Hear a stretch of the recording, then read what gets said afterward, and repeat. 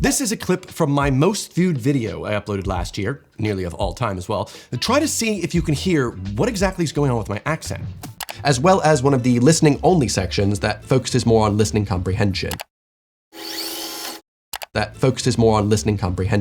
Did you catch that? 'Cause I didn't really. To me, that just sounds normal, like that's my voice. But I got this one comment on the video with hundreds of likes on it that said, I have nothing productive to add, except that the 2 seconds of British accent around 403 really tickled my brain. I got really excited when I got this comment, like, oh, did I randomly put on a British accent? How did I not catch that in the edit? That's fun. But then I listened to it.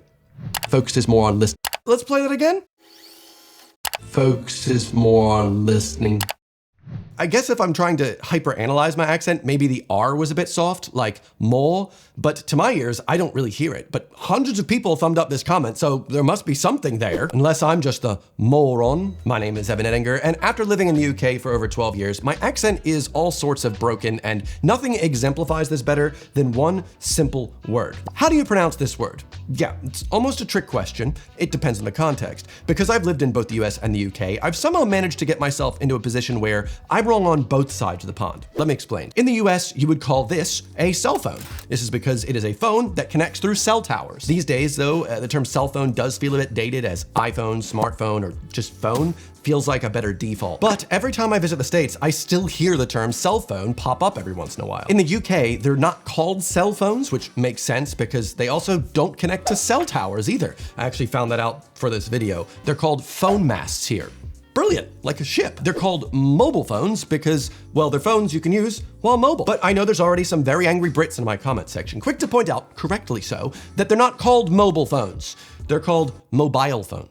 Mobile phone. It's your mobile number, it's your mobile phone. I know. This is how I managed to be wrong in both countries. So after living here for so long, there are certain words, for better or worse, that have forced their way into my vernacular. But while the words have come across, the pronunciation has not. So after hearing the word mobile so many times over here, my brain started defaulting to using mobile phone over cell phone. But because I've kept the American pronunciation, which sounds better in my natural way of speech, it now just sounds wrong. If I visit the States and slip up and say, oh, what's your mobile? Well, I now come off incredibly foreign. The word mobile for a cell phone is very much not used in the US by any popular metric. And over here, well, that's so off from how it's actually pronounced that, again, it just sounds wrong. We're gonna be putting a pin in that word for later, as I'm not done with it quite yet. There is another weird pronunciation I wanna talk about later, but one of the British words I use more than any other is quid. And I've gotten more than enough comments over the years, both on YouTube and in person, that the word quid in an American accent just feels wrong. I guess I get it, but like, that's just how I speak. And quid is a great word, so like,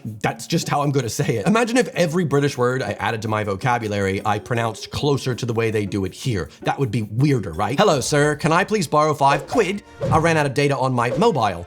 Now it's titanium, not aluminium. This is difficult. Switching between the accents like that really does my head in. But I honestly don't mind it that much, as my accent, the way I speak, and the words that I use are representative of my entire life so far. I got a few comments from Canadians on my video last month on nutrition labels in the US and the UK, surprised that I call Kraft mac and cheese Kraft dinner, as they thought, what, only Canadians call it that. Well, I think you'd be right, but I'd learned that that's what Canadians called it like over a decade ago, and then I started calling it Kraft dinner too, because I thought the name sounded much better. I think it's fun. I do that with a lot of words, even ones that aren't in English. I love the way the German word Schade sounds so much that I use it regularly even in English conversation. Partner drops her ice cream, ah, Schade. Friend can't make it to my party, ah, Schade. It sounds better than shame or what a pity, so I use that even if I'm not even pronouncing it the right way at the right time. When I first moved to the UK, one thing I found odd was that some friends of mine would put on a completely different voice when they made YouTube videos. The UK as a culture places a lot of stock on how you pronounce things because the people here intrinsically link how you sound to your social class. The tiniest, minute differences in how you pronounce things can get you relentlessly bullied in school for sounding either too posh, upper class, or even too chavvy, too lower class, or just different. There's always some sort of inherent judgment being made, and it's not something I really want to be a part of necessarily. But by having a completely foreign accent, I managed to avoid this judgment for the most part, with Brits probably defaulting after hearing my voice to just thinking, ah, he's just some bloody Yank, which, yeah, Fair enough. But back to the story of my friend who made videos. She felt embarrassed by her Essex accent as it placed her in a category. She experienced judgment because of her accent. So when she made videos, she tried to present herself as more of a BBC sounding voice, a more standard British television presenter-y voice. So that way she was elevated, I suppose. And I have another friend who tried changing her chavvy accent to a more posh one around the age of 18, and I know many similar stories to this. I'm sure that most Brits in my audience can relate to this in some way. But one of the reasons that I love London so much is that it is such an international city. Like where I'm from, it's a big mixture of people from all over the place. So sounding different is actually quite difficult. Different to what? We all sound pretty different. Where I grew up in the States, yes, we had our own regional twang, and you can definitely hear it come out stronger in certain words I say, like coffee or dog or dawn, and especially in the videos that I've uploaded from New Jersey. No, I've seen the scramble. No, the must and bust. Yeah, I'd never seen that. I was very surprised myself. I think it's actually a new event to the Sound Kind of Fair. After I moved out, they were like, why don't we have rodeo for children? Put kids on a sheet.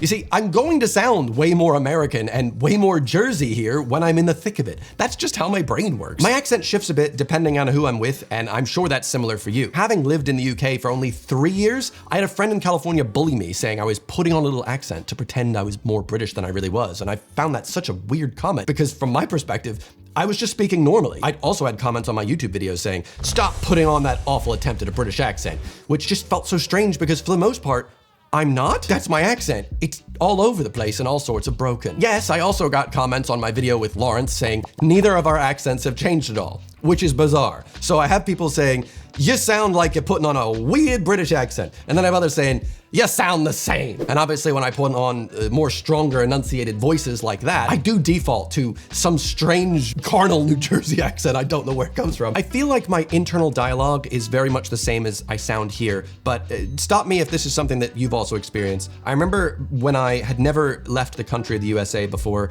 I remember watching lots of YouTube videos. And at the time, there was like 2 or 3 British YouTubers that were really, really popular. And I watched their videos like all the time. I found them amazing. And because I was watching so many British YouTubers all of a sudden, I started dreaming in a weird British accent, what my brain thought of as a British accent, which was pretty much just these 2 or 3 different YouTubers. And then sometimes I had thoughts which came in a British accent. And that's so strange because I don't have that now. I think it was just an overexposure in a short amount of time of this specific type of accent when I was like, I don't know, 18 or so. And my brain was like, is that how we're gonna sound now? No. But currently, I feel like my internal dialogue is very much the same as how I sound now.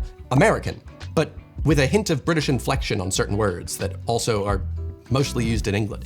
You know, and I do find it interesting that as much as I've talked about how the British friends of mine were putting on different accents as a way to affect people's perception of themselves, I realize I sort of do that too, just badly, as my London accent is just mine, AKA weird, and lasts all of 5 seconds before the American side of my brain kicks in to take back control. Throw the tea in the harbor. That was not a bad pun. In fact, I do have another really interesting clip to show you. When I was filming in Chiswick the other day for my video on Berlin and London's public transport, I'll link that above, I got interrupted while I was filming a particularly bad take. Listen how quickly I switched to what my brain perceives as my standard London accent to blend in a bit, before giving up on that completely. And then eventually the government finally gives in, pays the people what they deserve, and then the process repeats the next week, next year. Oh, hi. Can I be nosy and ask what you're doing? I'm just filming a video. Sorry? Just a video about the London Underground. It's weird watching that clip back because it's like not something that I'm trying to do, but my brain automatically triggers that sometimes when I'm being interacted with by someone that I perceive like, oh, am I gonna be in trouble? When I first moved here, I would put on the most American version of my accent possible, so that way I would get people feeling, I guess, a bit more bad for me, like, oh, he's just American, he doesn't know, like, oh, I'm sorry, officer, I didn't know that. Whereas now, I try and blend in a bit more, but by trying to do so without actually trying, it comes off as even more strange. What makes that clip even weirder is these people had clearly been listening to me speak normally for like quite a bit to the camera, and then when I turn to them, I'm like, oh, I'm just filming a video. Yeah, okay. I do have certain trigger words that cause me to stumble into my London accent, but these are usually just on public transport or like at a retail shop or something. Like, excuse me, can you please move down the carriage? Think of my weird accent as like a Venn diagram, and I'm in this like middle area, but I also consider this weird London-y accent-y type thing also my accent, as well as my ridiculously extra Jersey accent, and then somewhere in the middle is this hodgepodge in which I exist. But let's say you're like, oh yeah, that London accent you're doing is really bad. Sounds like nothing I've ever heard. Well, at least let's compare it to a random clip from 2014 of me putting on a British accent, and let's see if you can hear any difference. Sam and I are now going to touch the water at the beach. And look, we got a seagull friend. I'm sorry. It's still raining quite bad. Also, we decided to be Harry and Hermione and Ron Weasley bloody again. hell, Ron. Sorry. You do it, talk. I'm sorry, Harry. Oh, God. Forgot your name. I'd hope you'd say, I've come a long way. That was really bad though. Like, I'm at the point in my British citizenship where that was painful to listen to. Horrifyingly, physically cringing. And I don't think it's just because it's me, it's because whatever that was so bad. I would love to at some point make a video with someone like an accent coach or something where they're better able to analyze how my accent has changed over time with a lot of experience. So if you know someone who'd want to do that, feel free to link us up. It would be interesting to find out just how all sorts of wrong my accent really is.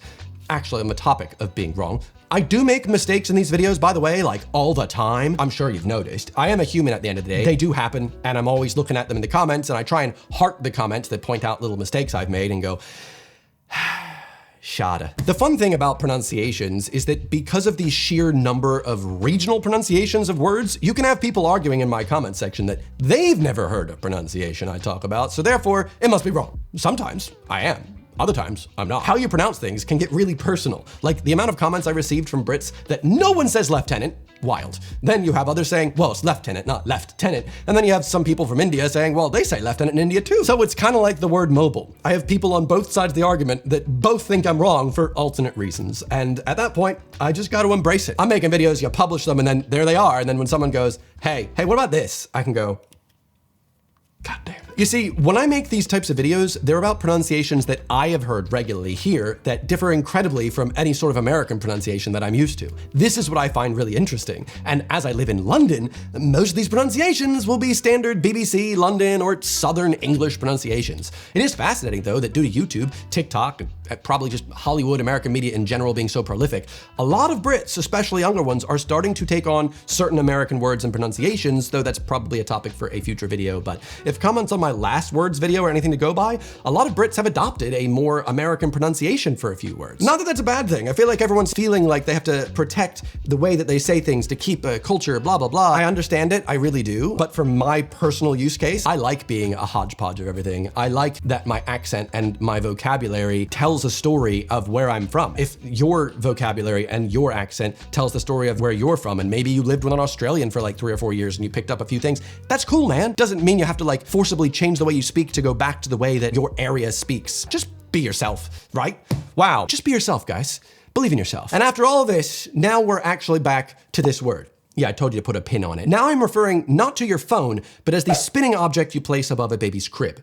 This is my final question to you in this hodgepodge of a video that I hope you like. How do you pronounce this word when it refers to what is above a baby's crib? I've spoken to many Brits who say, what do you mean? There's no difference. Whereas where I'm from, we actually pronounce this mobile. And I know I'm not from Mobile, Alabama, which is how it's pronounced. I have been, quite nice there. But if it is a spinning baby chandelier, I would call that a mobile. And if you think, oh my God, Evan, that sounds weird, why would you say that? Before you jump into my comments about that, just imagine if you had one of these that spun automatically. Maybe you could call it an automobile? Mobile doesn't sound so weird now, does it? Huh? And maybe not though. So yeah, my accent is all over the place. It is a strange amalgamation of everything, but that's just who I am, and I'm just gonna keep vibing that way. If there's any other weird quirks in words that I've said that you've noticed, please point them out, and hopefully, maybe I'll get some sort of accent coach to work with me, because that'd be such a fun video to make. Anyway, thanks as always for checking up on my vids. Hopefully I'll see you here on my channel next Sunday, whatever it is that I upload. See you then, goodbye.